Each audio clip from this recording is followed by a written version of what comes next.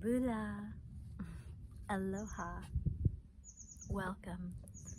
Thank you for being here. I'm called Shell. It is October of 2025,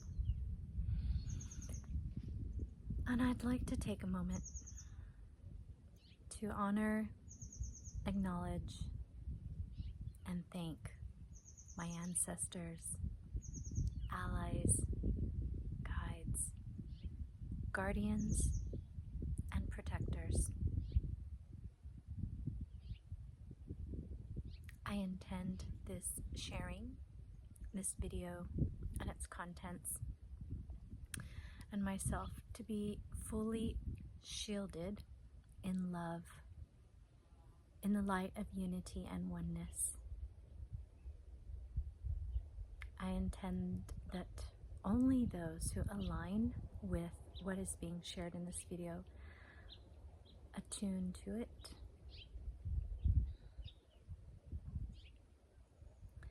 And as with everything I share, please take only that which resonates and discard the rest.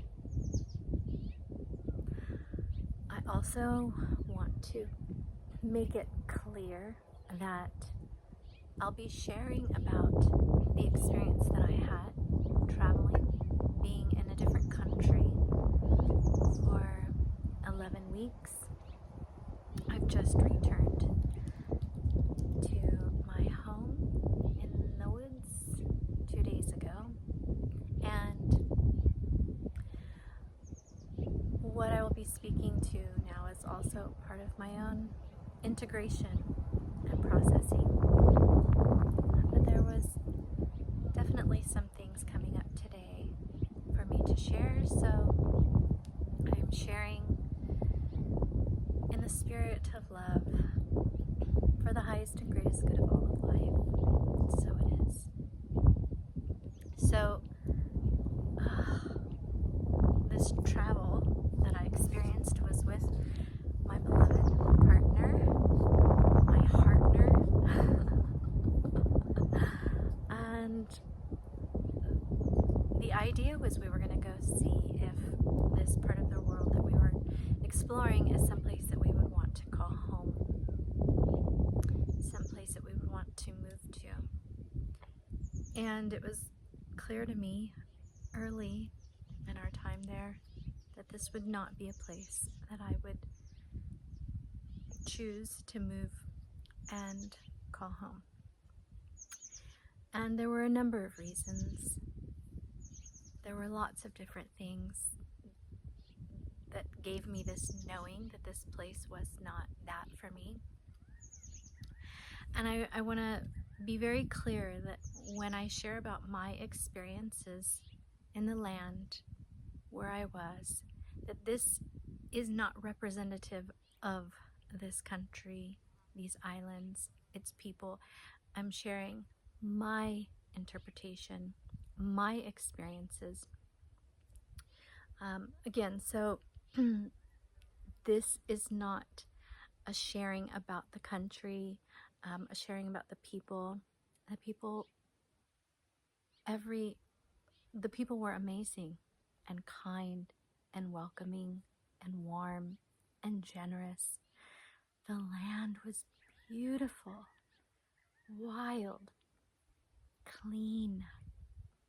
I went to a part of the world, a chain of islands, a series of islands, and the people who inhabit these islands, the native people who live there, they have zero fear of the sun, unlike what I'm used to witnessing here in the Western world, where so many people are always putting all these chemicals on and spraying all this toxic stuff to screen themselves from the sun, not realizing that all of life on earth follows the sun.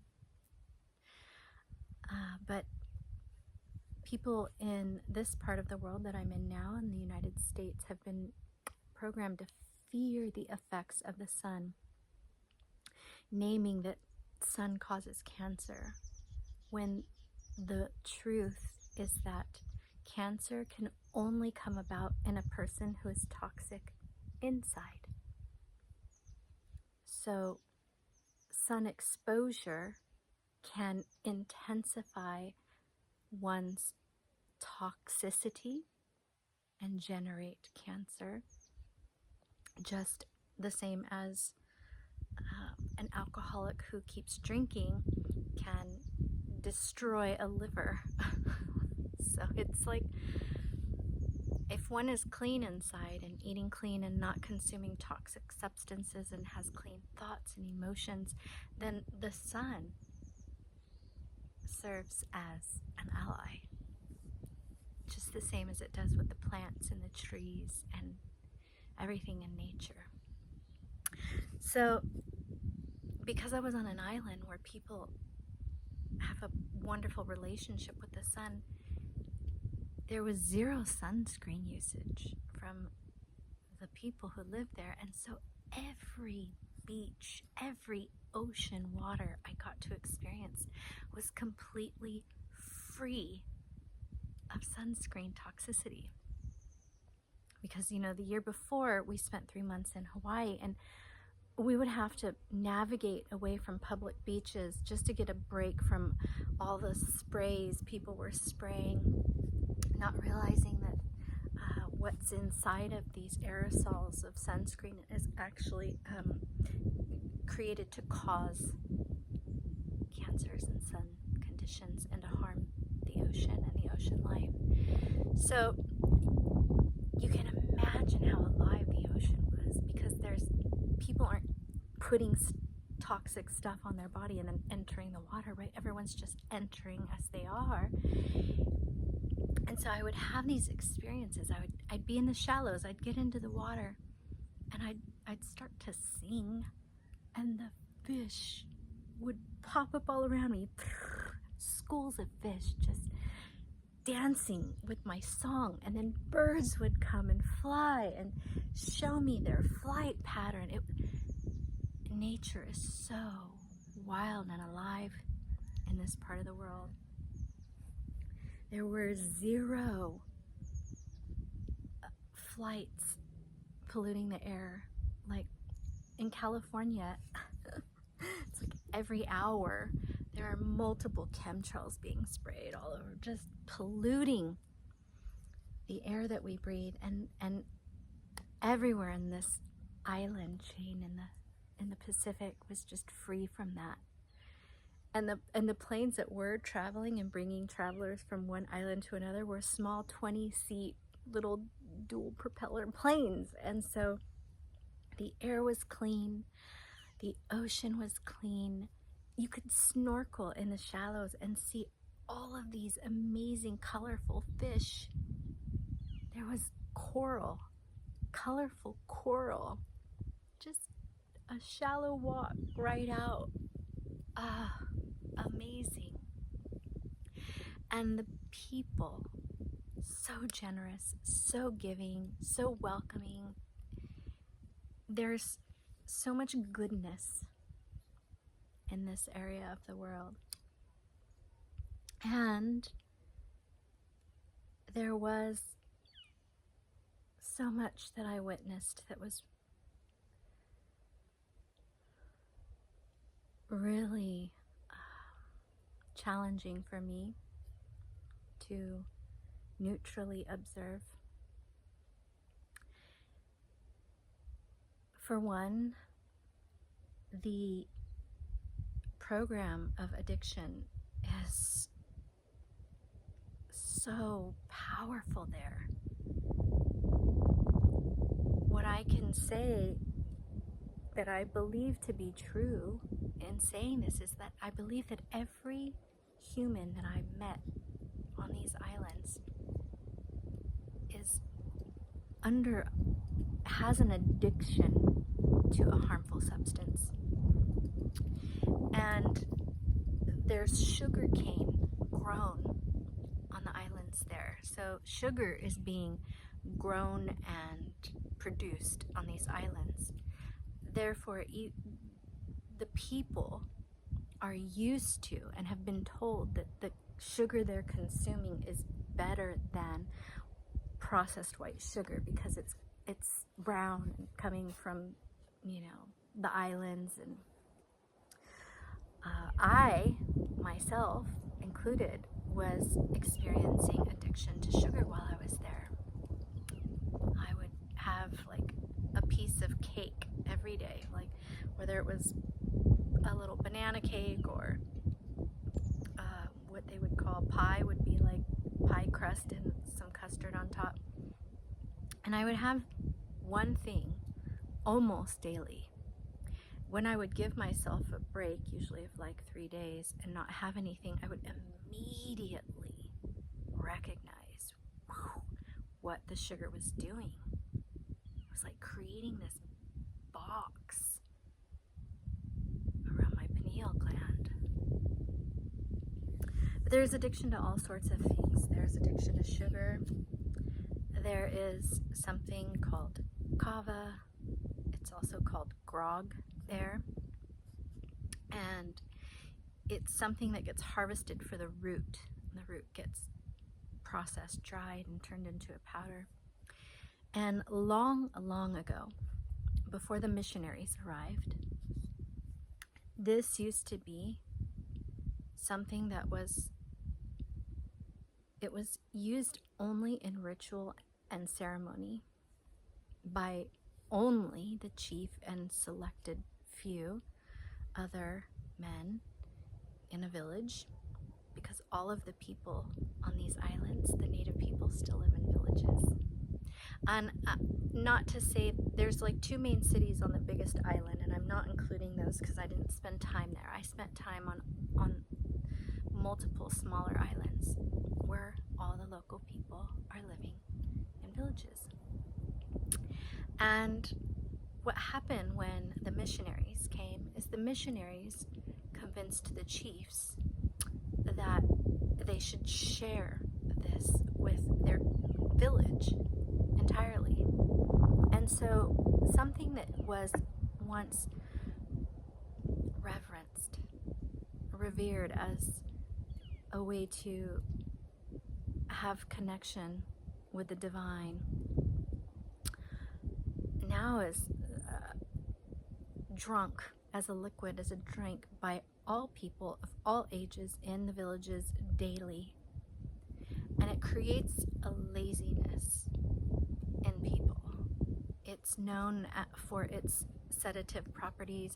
I've seen kava bars here in the United States before, and I personally have not consumed any, so I can't speak for myself to the effects of it, but from some Fijian women who don't consume it, who witness its impact in their villages and spoke to me about the harm of it, what was shared to me by the local women who don't consume it is that now, instead of wanting to farm and produce and grow more food, more and more people want to farm this instead, because it's what they call a quick cash crop. So they can make lots of money selling this because it's becoming popular worldwide, so they can grow it and then sell it amongst the islands and then export it. Well, since the local people who all live in villages there make their livelihood by living on land that belongs to their family, so there's no rent to be paid because everyone's living on a village, on family land. And so since there are more people living in remote villages that don't work, they then need to farm their own food. And when they do this, then everything they need is provided, because all of the villages are near water, so there's always a water source. They always have land. Luckily, the government of these islands has declared that people cannot sell their land, and they have to get approval to even lease it.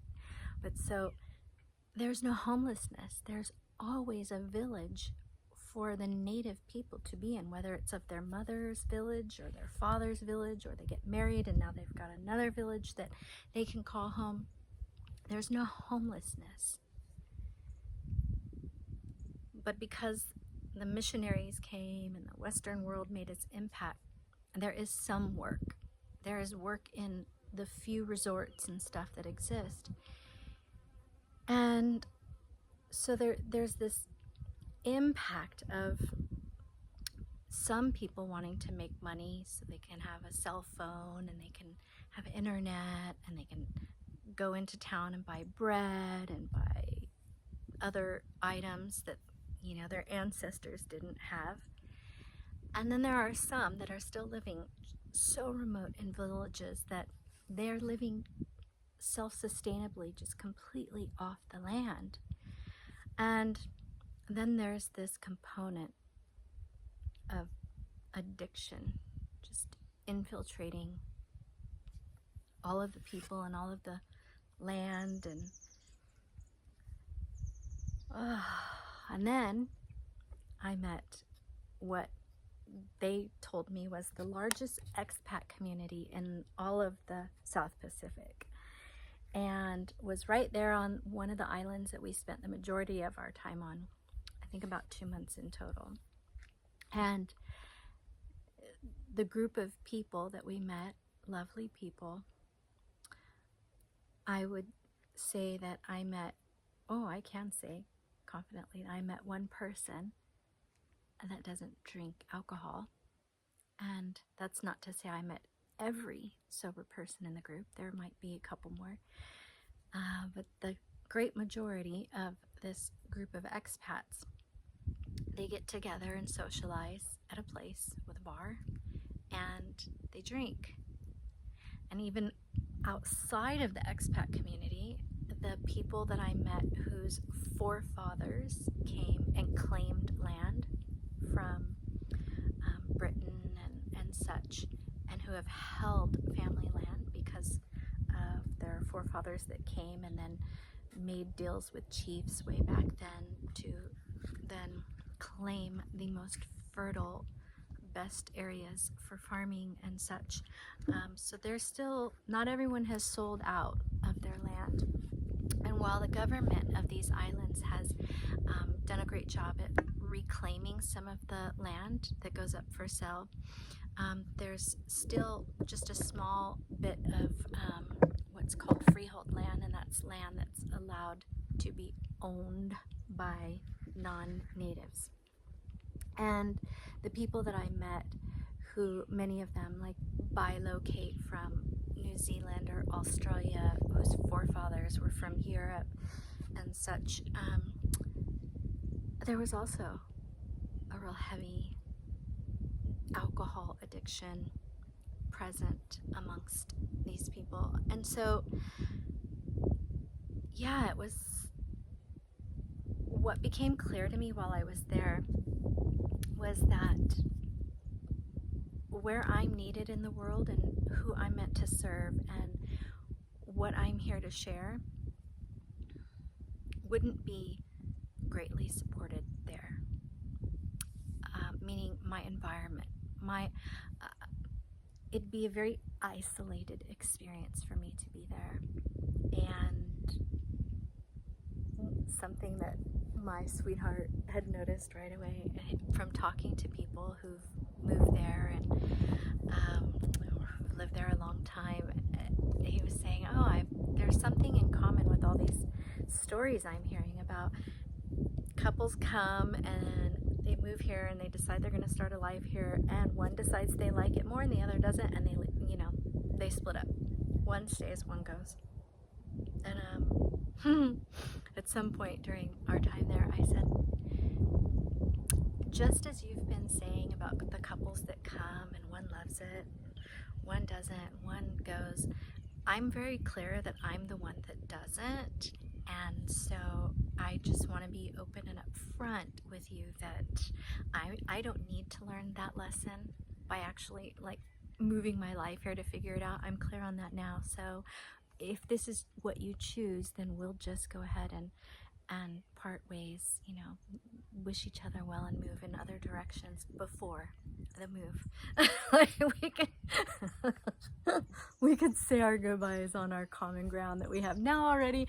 I don't need to move across the world to get the verification of what I'm already feeling to be true. So anyway, I have no idea what he's deciding, but I had decided that, yeah, this place is as wonderful as it is for me to experience, was not where I meant to live.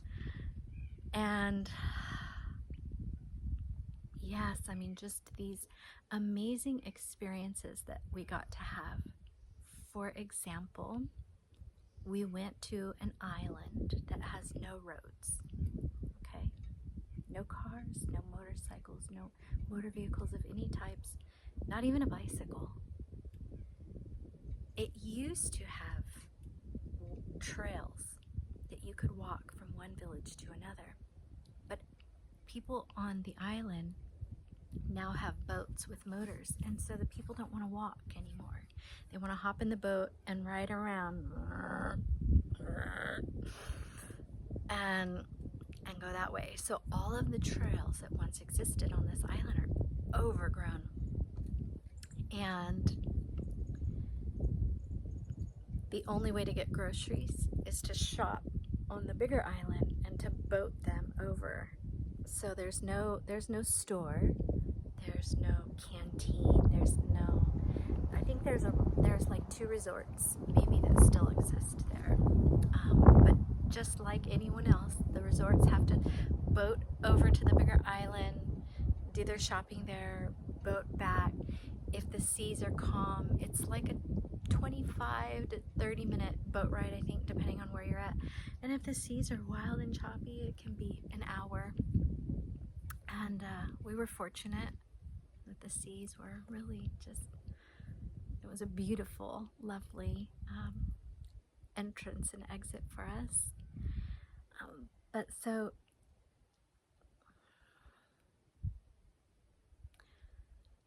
while we were there, we stayed in a home that a couple built, and this couple, bless them, they are so kind, live in such a way that they don't feel they can ever both be gone. So it was so interesting to witness people who had built home, and one was a native who was born on the islands, and this is family land, and the other was someone that person married from another country.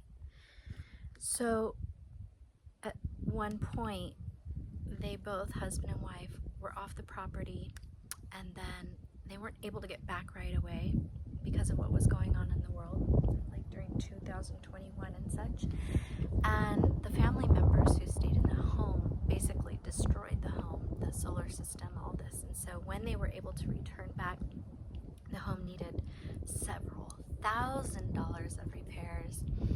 And the other thing that's very common on this island that is, if you're gone and no one is home for a couple days, the couple tells us people will come from the village and remove things, wood from the building to build with, doors, appliances, just anything and all the things. And so they had it set up where the husband leaves multiple times a week, Sundays to go to church and another day to go get groceries, and the wife is always there. Now, if the wife does leave for something, then the husband pays someone from his family that he trusts to be there to guard and watch the house. So they moved to this beautiful remote island and now they're trapped. They've trapped themselves. And I share this because the husband was speaking to us about the world, and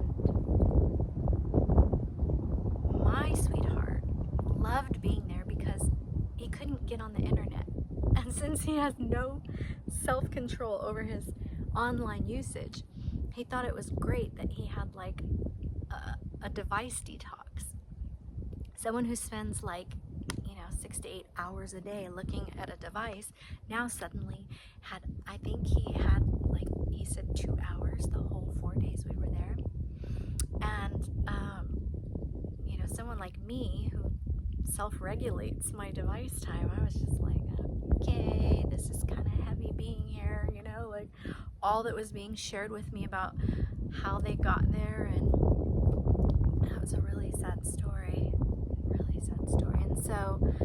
And what their reality was that they were creating, and it was all very heavy. And so I just shared my light and witnessed them in their innocent unknowing of this situation they're creating, perpetuating. But so here was this husband, and he was speaking to us about things happening in the world, and I mentioned to the person that, since you live on a remote island, all of your information that you're receiving and then sharing is coming from media outlets. You're sharing information with me that I don't believe. You're sharing information with me about a country that I have citizenship in that I don't believe. And I know from you telling me that, you're getting this information from CNN and blah, blah, blah, whatever the acronyms are for these outlets. And I just kindly explained that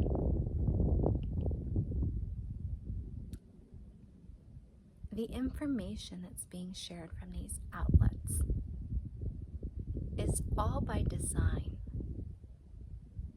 to control people, to create fear, and to have greater control over large populations of people. Now, many people from all over the world, regardless of where they are, what they look like, how they identify, are pointing and naming at bad guys, bad girls, bad guys, whatever. But the media, who shares all the information that people are basing their opinions off of, is controlled by those who are more powerful than any ruler, dictator, president, governor, anyone in power. All people in power. There is this group above them that is more powerful than them. They are simply like the pawns on their chessboard that get moved around and played with and taken out. But ultimately, it's this group, some human, some non-human, who have designed religion, the banking and money systems, the university and education systems, the health, hospital, HMO, insurance, health systems. You get where I'm going. All of these systems were designed by the same people who own, operate, and control the media outlets.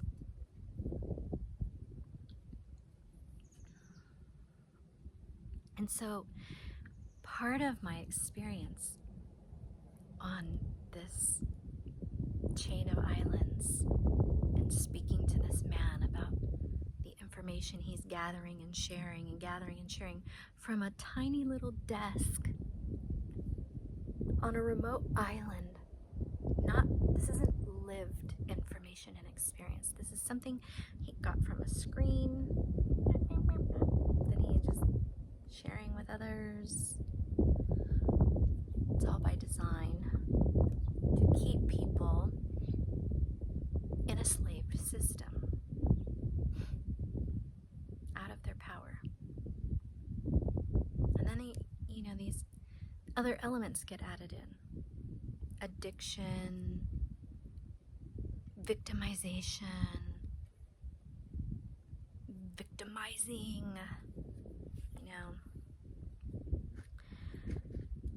But until a person dedicates their life to becoming self-aware,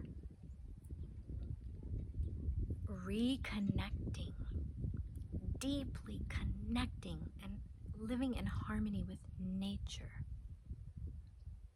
then one's easily controlled and manipulated. I got to experience firsthand by consuming a sweet that was made with sugar. One little piece of cake was enough for me to feel the entrapment that is designed. Sugar is cursed and curses the same way money is cursed and curses.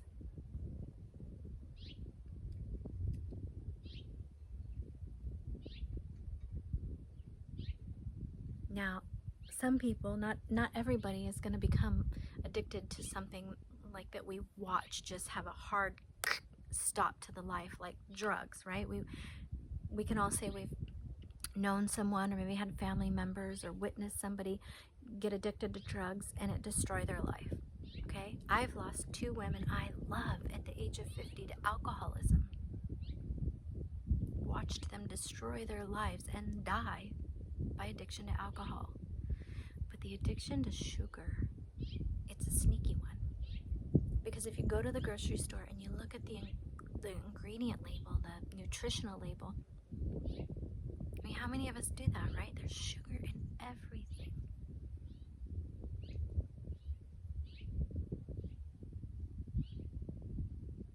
And in order to become free and sovereign, to break out of the created narrative of you gotta live this way and work for this and have this and blah blah blah blah blah blah blah, and stay in this little box and grow old and die. Now, if you want to break out of that, to live in your fullest potential as a sovereign, free, divine, angelic being, and get to experience the magic here as a part of nature, as you were designed to be, well then I invite you to spend some time questioning everything in your life so you can get to know who you are, get to know the truth of your existence. And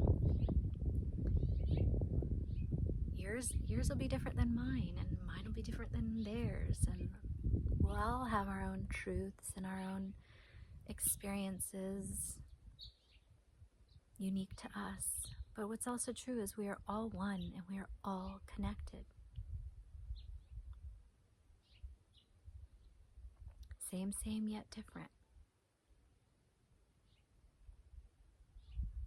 So, yeah, I guess today my share is all about, I was gonna say breaking free, but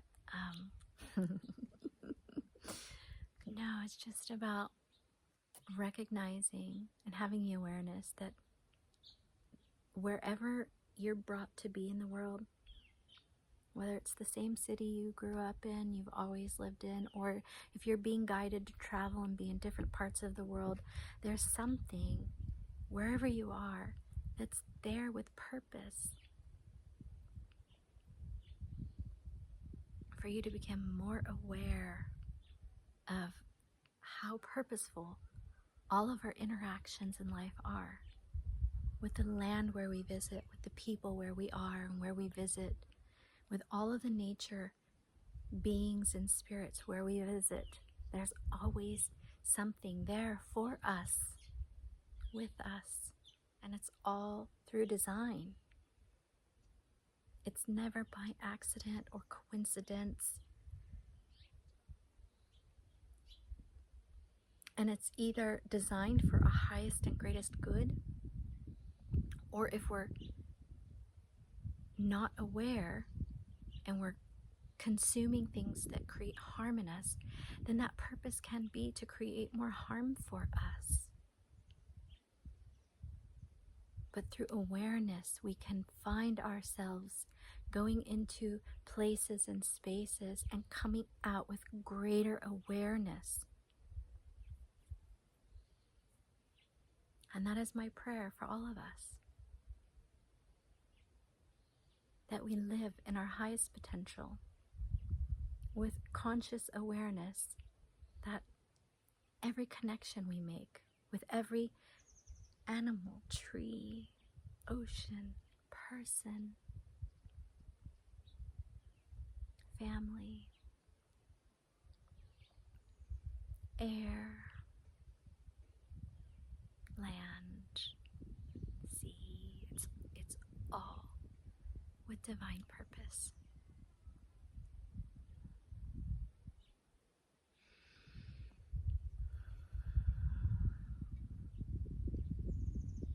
Thank you. Thank you for choosing to listen and spend your attention with me to receive this share. Just a reminder to take only what resonates and to discard the rest.